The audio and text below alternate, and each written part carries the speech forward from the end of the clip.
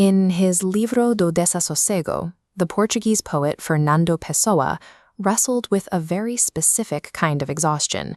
He called it tédio, but he wasn't talking about simple boredom.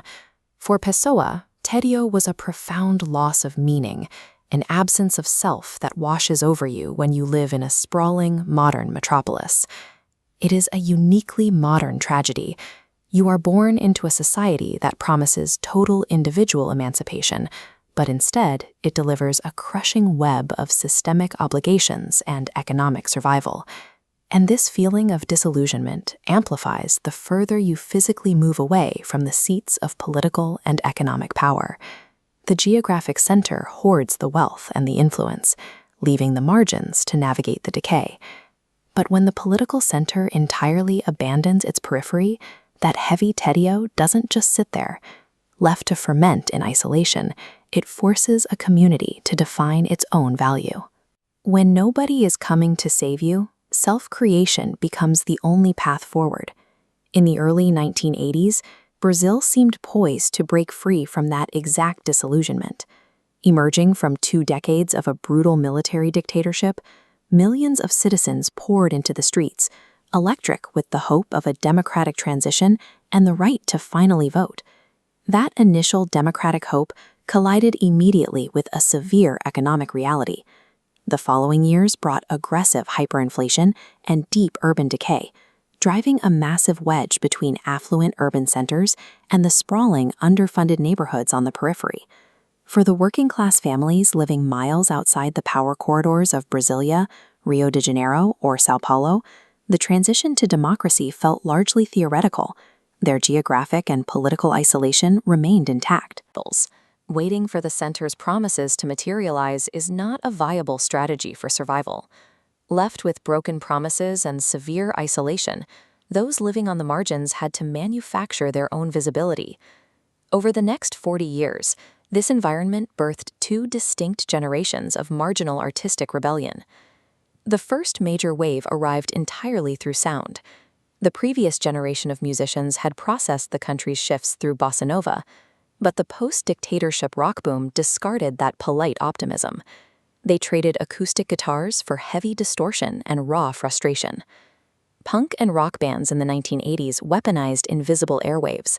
They managed to take the highly localized anger of the neglected suburbs and broadcast it across the entire nation simultaneously.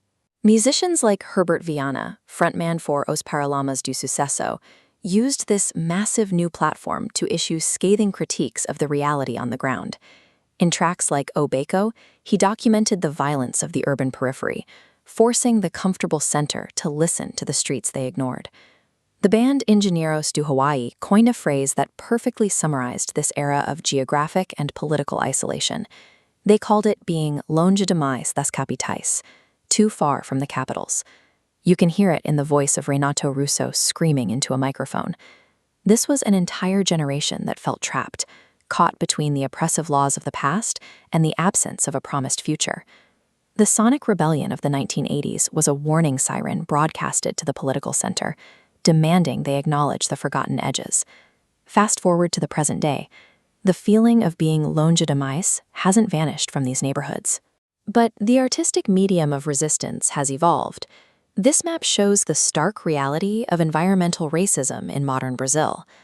As you look at the data, you can clearly see how modern urban decay and a lack of ecological preservation are not accidental. They specifically target marginalized peripheral neighborhoods. That brings us to the Centro de Defesa da Vida Herbert de Souza, located right in the heart of Grande Bom Jardim. Today, this community center serves as the geographic focal point for a very different kind of marginal rebellion. Over a 3-week period, the center hosted the Conexión Eco Artística project. Led by visual artist Eddie Rocha, a group of 18 local teenagers gathered to confront the environmental degradation of their home. Only this time, they were armed with paint instead of guitars. For instance, a young artist named Adriel Victor chose to paint a sprawling mural of the Lagoa da Viúva. It's a deliberate act of historical preservation, documenting one of the few urban environmental parks left before it is swallowed by urban expansion. Nearby, another teenager named Charles Ryan painted a mural of indigenous figures. The physical art serves as a direct territorial claim, reclaiming the cultural ancestry and legacy of native populations that the political center has historically tried to strip away. Unlike the invisible, fleeting airwaves of the 1980s punk scene, this new generation is relying on hyper-tangible, permanent murals. They are physically reclaiming the exact brick-and-mortar spaces that the center abandoned. The strategies of the two eras reveal a crucial shift. The punks of the 80s used their art to demand the center's attention. Today's youth are focusing their gaze inward, prioritizing the memory of the neighborhood over the approval of the capital. In Brazil, creating art on the geographic margins serves a specific purpose. These murals are the primary records of a community's existence, marking a space that the official maps often ignore. The brightly painted walls of the CD-VHS today serve the same function as the classic rock anthems recorded 40 years ago. They are permanent, undeniable monuments of marginalized resistance. Being longue demise is a condition that forces a community to define its own future. True cultural and social transformation never trickles down from the capitals. It is built, sung, and painted right there on the margins.